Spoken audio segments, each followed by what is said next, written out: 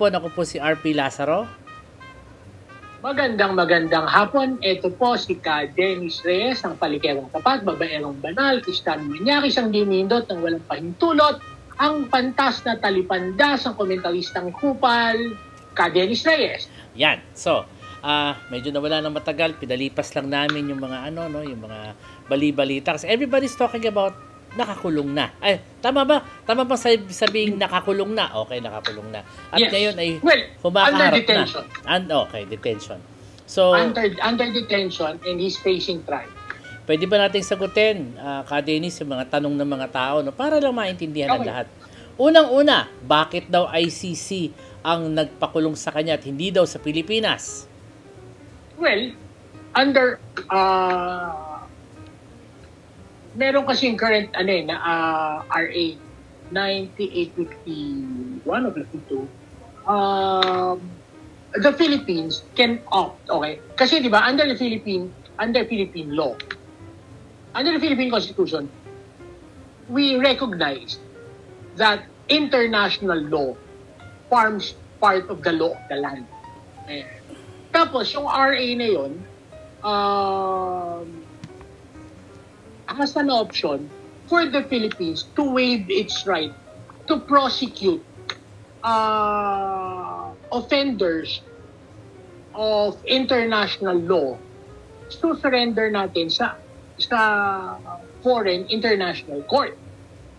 So, which is what we did with Digong. Mm-hmm. This is in recognition that Digong, that si Rodrigo, the Dutertes are still very, very powerful. That kaya nilang baluktutin ang hustisya. Now, to give the victims a fair chance at a fair trial, and also para to give Rodrigo and his ilk a chance in their a day in court. Depensa ang sarili nila. Ibinigay natin sa neutral party, third party. Okay, ang ICC kasi wala pa kailam sa Pilipinas yan. Pag doon po hindi mo kayang baluktutin ang hustisya. Mm-hmm. They see it as it is. All they would look at are facts. Hindi na titignan kung ano si Rodrigo, kung na malakas na o mahina. Hindi nila titignan kung api yung mga biktima o hindi. Titignan nila yung facts. So everybody gets a fair trial. Something na that is in recognition, that's something na hindi makukuha dito sa Pilipinas. Kahit na anong pakikipagbulahan natin, hindi makakuha ng hustisya dito yan. Tama, kasi sila nakaupo. Sila nakaupo. Tama naman. Kailangan ng hustisya bulan. So, doon sinurrender. At tayo ay naging miyembro ng ICC kung saan ng panahon na yon na nagawa yung mga krimen, kung kailan ginawa yung mga krimen, sakop pa tayo. Sakop tayo. At the Supreme Court already said as much. Na lahat ng krimen up to March of 2019, sakop ng International Criminal Court. Ngayon, ang tanong naman dyan, bakit hingi ng TRO yung anak at asawa ni Duterte? Alam naman yata nila na hindi naman uubra yun. Wala na yan. Sumagot na ang Supreme Court na wala na yung TRO. Kaya yung pinapail habeas corpus. Habeas corpus. Nabanggit mo nga yun dati. In one of our previous episodes, no? Nagpa-file ang habeas corpus sa ibig sabihin, kailangan ipakita yung tao sa korte. Tama ba? And again, it's kind of moving. Nandun eh. Wala na jurisdiction ng Supreme Court. Hindi na pauwiin yun. Paano? Aantayin mo nang matapos yung proseso. Ngayon, ang tanong ko naman, anong magagawa ng mga anak niya na nandun sila? Like si VP Sara at si Pulong. Anong magagawa nila by being there? Well, sumusurrender. Surrender na agad. Wala pa kaso. Surrender na. Okay. Si Sara is a lawyer, so she can probably get an accreditation para maging part ng defense team. But, wala naman, I don't think meron siyang experience sa practice, so I don't think she'd be much help. Hindi naman pa-practice talaga yun eh. Ever since hindi naman. Better get yung professionals talaga. Tama. Yung mga practicing na Si Harry tinanggihan eh. Bakit tinanggihan si Harry Roque? Bakit? Hindi siya part ng defense team. Hindi pa mali ang kasabi pa lang, hindi siya part ng defense team. Oo, hindi siya part ng defense team. Kaya hindi pa nga ata siya pinapasok eh. May sinasabi siyang gano'n eh. Actually, doon na sila sa labas. I have another question but I'll reserve that other question for the next episode. No? Ngayon, ang tanong din na laging lumalabas dyan is that saan nanggagaling ang lakas ng loob na itong mga to na magbigay ng fake news regarding the imprisonment of Duterte? Kung ano ng mga kamali ang mga sinasabi at malakas ang malakas ang ugong-ugong, mga mali-maling mga balita. Saan sila kumukuha ng unang-una pondo? Pangalawa, kasi alam mo, pag ang presidente, let's face it, no? Pag ang presidente, talaga yan, nakulong na, wala nang masyadong supporter yan. Pero syempre, ang kikilos dyan, pera na lang. Saan ang gagaling yun? Remember, malalim ang balon nila. Saan galing at hindi pa frozen ang mga asset. May pera pa. Okay? May pera. Okay. We have to look back. Ay, ganito na lang eh. Yung presidente si Digong, ang utang ng Pilipinas, lumobo from 5.4 trillion to 14 trillion. In a matter of what? 6 years? 6 years. Halos nag-triple. Saan napunta lahat yun? Sinasabi nila pandemic. Ang ginastos nila sa pandemic. Pandemic. Kasi nabigay doon ng ayuda sa lahat eh. 200 billion lang ang ginastos sa pandemic. Nationwide? 500 billion. Nationwide? Yes. For the whole 6 years. Kasi yung mga doktor, di pa nga nabayaran eh. Late na nabayaran yung mga yun eh. Yung mga medical saan napunta yung 9 trillion? Laking pera nun. Diba? 9 trillion to stay in power? Talaga lang. 7.5. Sige. Still.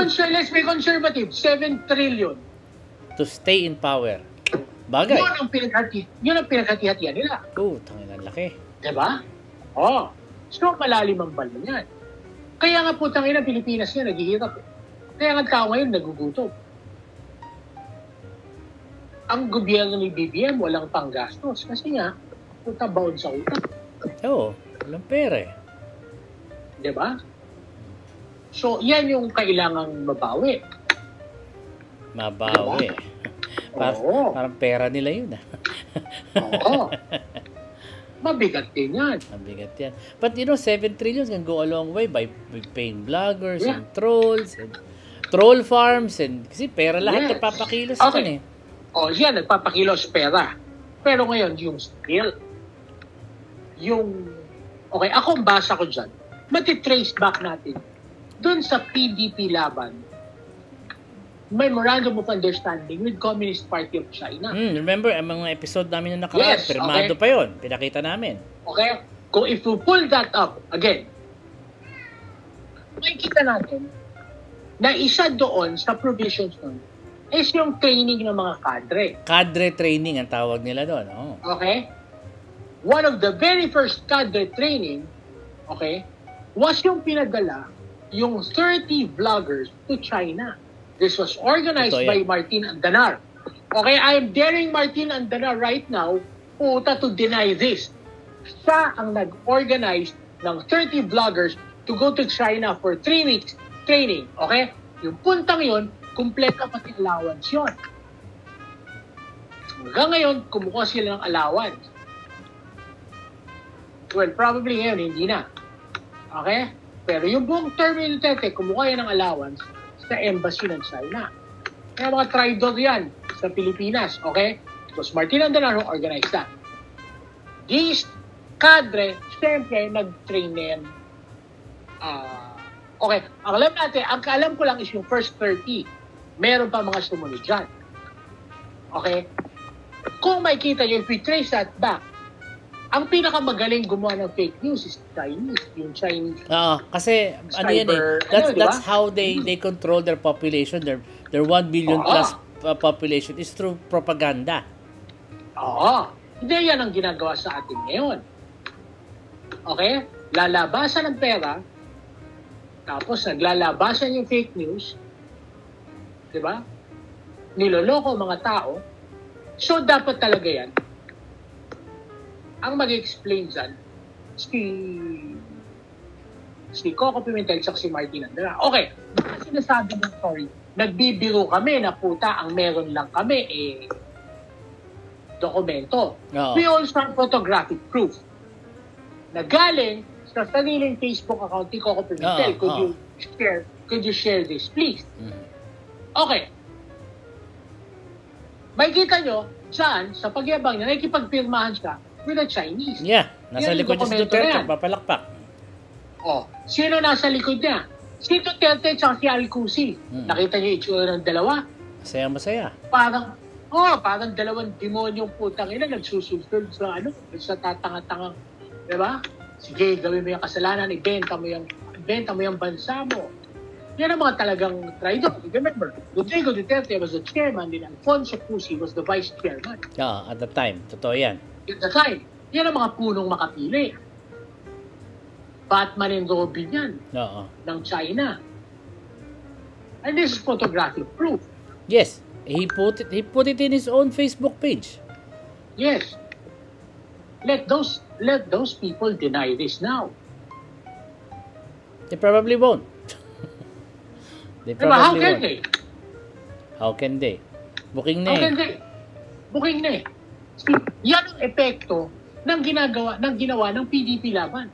Na ngayon, nagbibigay sa atin ng gulo.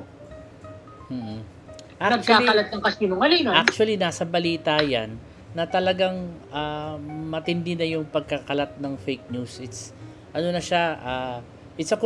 now a point of concern for the government kasi ang hirap kasi tanggalin yung paniniwala ng tao sa maling balita. I don't know how they do that. Posibleng ma-disbar dyan. Posibleng ma-disbar dyan si Raul Lambino at si Calpan. Teka muna, bakit ba di-disbar? Wala naman silang, ano ba kasalanan nila? Para ma-disbar sila. Ang fake news na kinalat nila, hindi simple. It was about the Supreme Court. Raul Lambino said na may lumabas ng TRO. Yung pala, wala. The Supreme Court had to deny that TRO. Okay. That they issued the TRO. Okay? Scal Panelo and Harry Roque kept saying na ang arrest warrant is illegal. Walang illegal na arrest warrant. Arrest warrant is valid until you contest it in court. And the Supreme Court already said that we are subject to ICC rules up to events that happened in March 2019. So pinangungunahan nila dalawa Supreme Court at nagkakalat sila ng ng fake news. The problem there is they're lawyers and they're officers of the court. Bawal sa kanila yun. Teka, March 13 may balita din na Atty. Lambino Thursday last week debunked his own statement regarding the controversial arrest and admitted that their camp rushed to the Supreme Court to challenge the detention but failed to secure a TRO. Which, ang sinabi niya dati was, nakakuha sila, meron daw. Tama ba? Yeah. Tapos, nag-backtrack siya. The fact na, sinabi niya yun the day after kung kailan naglabas na ng notice ang Supreme Court na hindi totoo may TRO. Yun. So, grounds pala yun for a lawyer to be disbarred. Or at least reprimanded. Who's going to file a disbarment case na ganyan? Motu proprio, the Supreme Court on their own. Yes. Tandaan mo, sila Gadon, dahil nagmumura lang, dinisbar. I thought he was just suspended. No, disbarred. Ouch. All that 4 years of law school down the drain. Sayang yun, ha? Just because you couldn't keep your mouth shut. Ako? Hindi na lang niya inappeal. Wala booking eh. The same way na this guy could probably be disbarred also. And Sal Panelo, for his part, hindi, yun na nga. Yung sinasabi niya, illegal yung arrest warrant. Oo. It is not illegal. It's valid. It's a valid arrest warrant. So he's showing confusion. And the Supreme Court already said ngayon, na subject tayo sa ICC. Ito naman ang So tanong. they're countering yung sinasabi ng Supreme Court. Ito ang tanong, saan nila nakuha yung estilo na yan ng mangganyan ng tao? Yung China. As in, nag-training Sa China sila. nila natutunan yan. Sa training niya. May nagkukumpas. Sa Tingin ngayon, ko, may nagkukumpas. wala ka suspecha ko sino? Meron. Baltinandana. Kasi But Baltinandana he's naman, not galing there China anymore. Broadcasting Corporation. Yeah, but he's not there anymore. He doesn't work for them anymore. Yeah. Pero he's the one who learned a lot. Suspecha, chispis. Chismis. Pero the two children going there, no? Ano yun? Pupunta sila. Sorry, nag-ano ko din sa pagpunta ni Sarah tsaka ni Pulong. Sumugod sila doon. O sige, na-arresto tatay mo, susunod ka. Fine, no? Pero what do they hope to achieve by going there? Well, at least, sympathy? propaganda mileage, sympathy. Tangina, mas kahiya-hiya naman kung di mo pupuntahan yung tatay mo. Masabagay.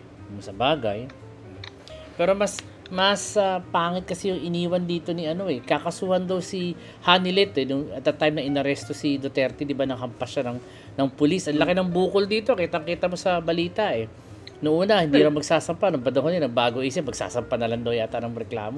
Kasi, alam mo yung sobrang abusado sila. Nasanay. That's part of it. Nasanay. Nasanay sila sa kapangyarihan. Nasanay na palagi silang they get their way. Always. Mahirap yung ganyan. And the daughter is also spreading all kinds of lies. Yes. At least the daughter's not a lawyer. Turns out, puta, ang habit niya, wake and bake. Ano? Wake and bake. What do you mean? Nagdadamo pagkagising. Diyos pa Joseph. Ha? Ganun ba? Wow. At pinapost niya yun sa IG niya. Ayan ang hindi ko kasi pina-follow. Talaga? Yan ba ang anak ng number 1 kalaban ng droga? Skuday. Drug lord yung tatay. Which is now, alam Diba, na. pinrotektahan sila Michael Yang. Oo. Sila Kenneth Dong. Na ngayon, diba? alam na natin. Dati, hindi natin Sila alam. Peter Lee. Diba, lahat ng mga drug lord protektado sa kanila. Totoo yan. Diba, sila Jeff Lynn.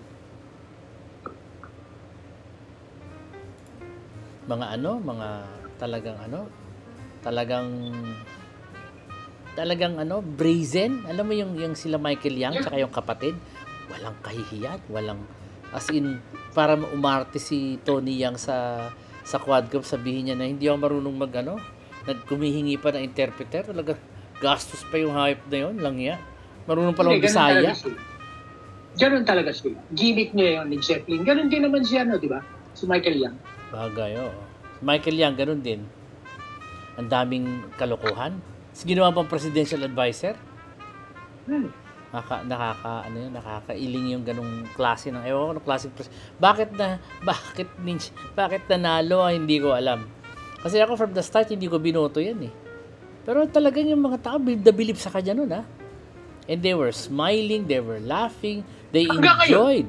Yeah, hanggang ngayon. Nung nagpunta siya ng Hong Kong, his last speech that he gave to Hong Kong, di ba? Yung mga doon, tawan-tawa sa kanya. Same old jokes, same old And talagang they loved him. Kaya totoo, tama si Luke Espiritu. more than anything, Duterte destroyed the values of the Filipinos. Totoo yan. I agree. Kaya, actually, ang kailangan talaga natin, yung transition. We need to teach people How to be na decent mali yung again. nangyari. Parang yung panahon ng martial law. Oo. Yung after martial law. Ang gulo. Ang gulo nun. Di ba, after martial law, marami pa rin niniwalang, di ba, maraming loyalista. Madami. Na- Hanggang na ngayon, it nandyan took- pa sila eh. Pero it took 10 years bago mapaliwanagan ang karamihan na ganito ang nangyari. Ito ang tunay na nangyari. So that's another thing na kailangan gawin. So kailangan magkaroon tayo ng mga War on Drugs Memorial, War on Drugs Museum, para matutunan ng malaman. tao na never again to indulge in such barbarity. Yes. Huwag na Ang natin pinakamabigat dyan yung mga pulis. Oo. Puta, ang tagal i-clear out yan. Bakit? Nasanay sila sa impunity eh. Oo. Totoo yan. Diba? Parang yung after martial law, yung military, sanay sa impunity. Pero nakita mo sila ngayon, they're the most professional part of the government. Hindi sila nakikipolitika. Oo. They're Wala supposed nang to be the human the- rights. Wala nang human rights violations. Sa violations, puro nasa police, wala sa militar. And that's another thing that we have to go through again. Kasi sa totoo lang, yung ganitong experience, traumatic yan sa isang society. Kaming pinatay. Manila was a cemetery. Totoo yan. Hindi Tapos lang... sobrang sinungaling ng mga tao. Sinasabi na they felt safe. They felt safe. How? Yeah. Bigla ka nila. Marami sa mga pinatay na yun, pinasok na lang sa bahay yan. Walang charges, walang subpina, walang ganun. Pinasok, pinatay. Sinasabi na Manila became safer. Saan galing yung data nila? Sila lang din ang invento niyan eh. Sila lang ang nagsabi sa sarili nila na they all patted themselves in the back. And you know, and ang mga nagsabi niya, mga OFW. nawala dito. Nawala dito. Totoo yan. Na hindi alam ang nangyayari dito.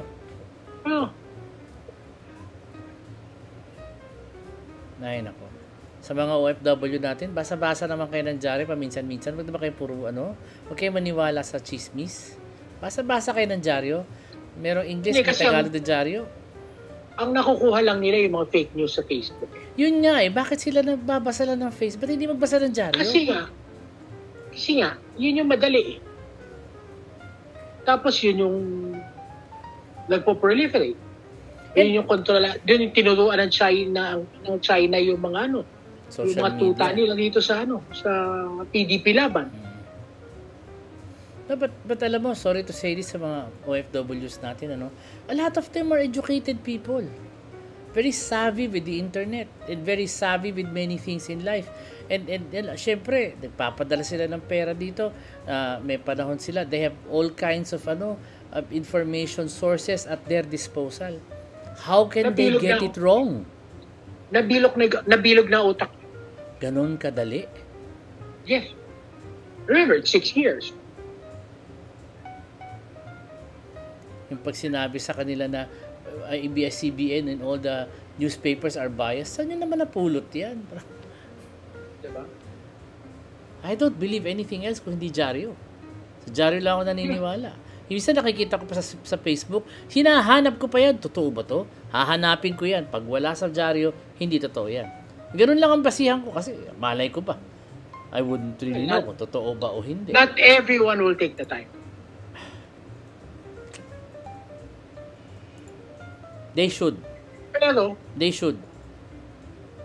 Pero, at the end of the day, game over na yan.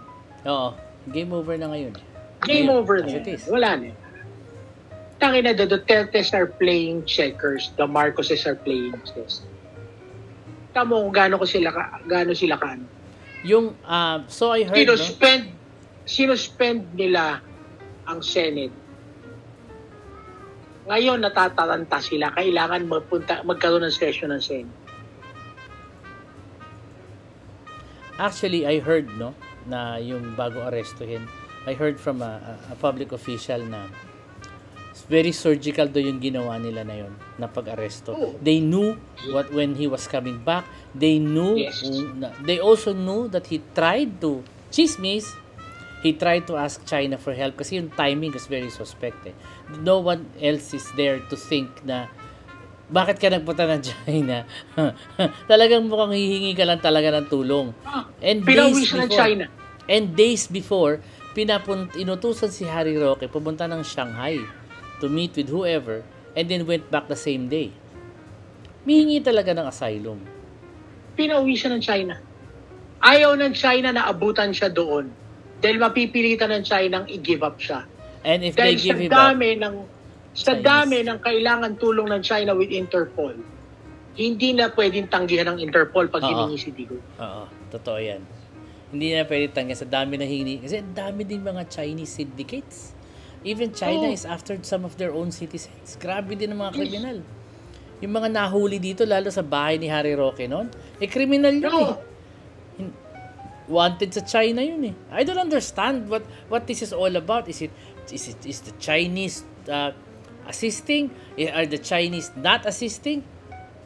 Ang daming kriminal na nandito, mga wanted sa China.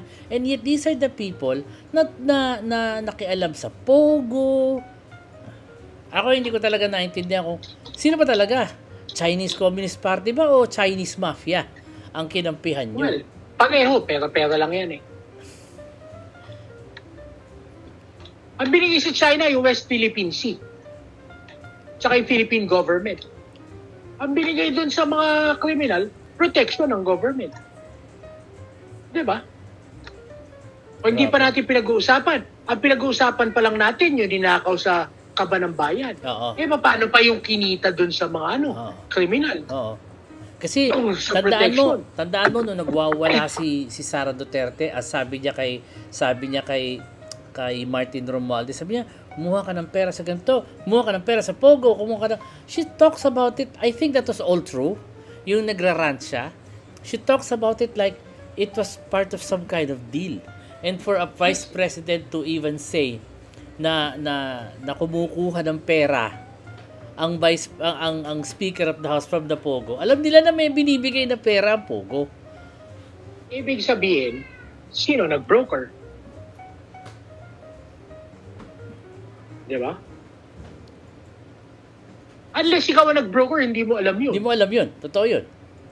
Unless you brokered it and you spoke to both parties, you would know. Diba? How would you know na may binibigay palang pera, Pogo? Actually, yun Tapos the question, paano mo nalaman? Talagang they double their hands in all kinds of... And ngayon, malalim ang balon ng mga, ng propaganda machine la. Yeah. Pero at the end of the day, pag dinampot lahat yan, ang tanong, dadamputin ba? Will the government act on it? Well, that's a question for a different episode. Yeah, it's a different episode. Kasi kung ang pagkakalat ng maling balita ay isang krimen, ilan silang maaresto niyan? Dami nila. Marami, mapupuno ang kulungan. Madami yan. Mapupuno ang kulungan. And that's the whole, and diba, ang purpose lang naman talaga yun, mas stress si BBM. Oo nga. Totoo. At stress na, tumatanda na yung tao Makita mo sa TV, he's looking old. Kung ako sa kanya, di ba pansinin?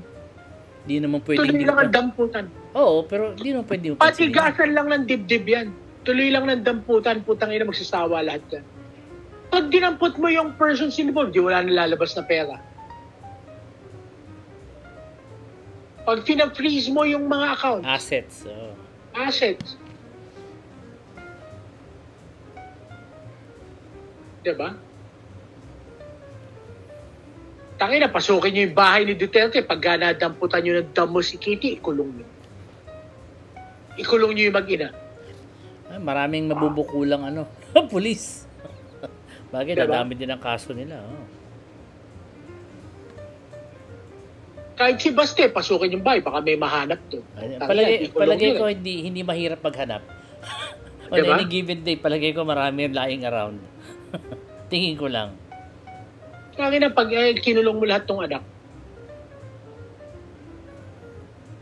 Diba? Pati si Hanilet. Oo.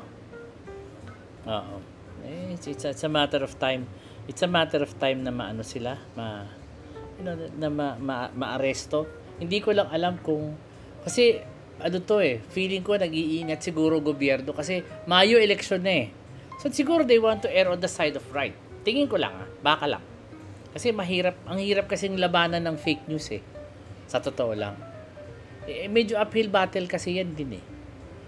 You can tell everybody that that's not true. Pero how many times do you have to keep saying it's not true?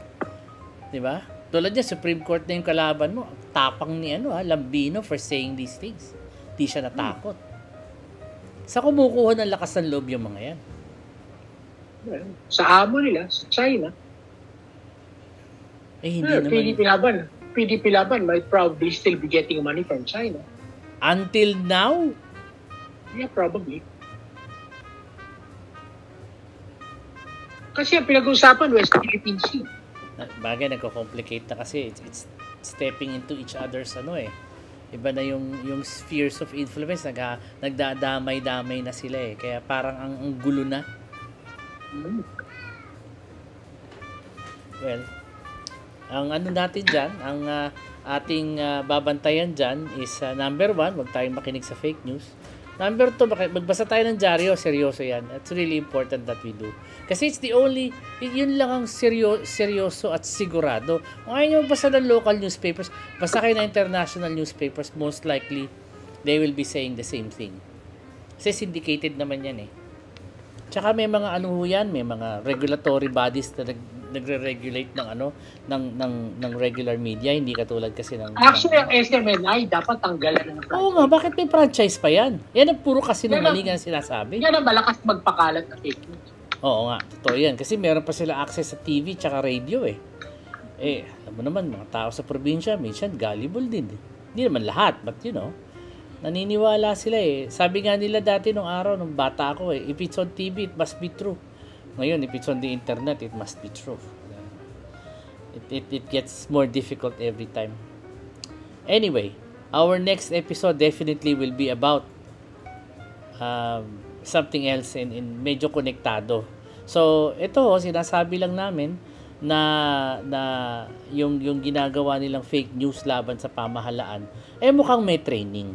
Ano yung sabi mo? No. Cadre training. Yun ang tinatawag. Training. Na they get this straight from China's playbook.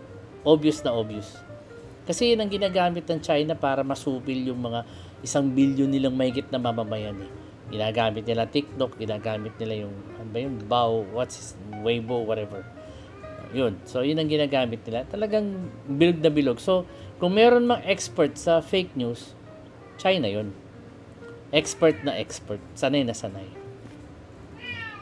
So, sige po. At meron tayo ibang pag-uusapan sa susunod nating episode, At medyo naubos sa ating oras. Abangan nyo ang susunod na episode. We will upload soon.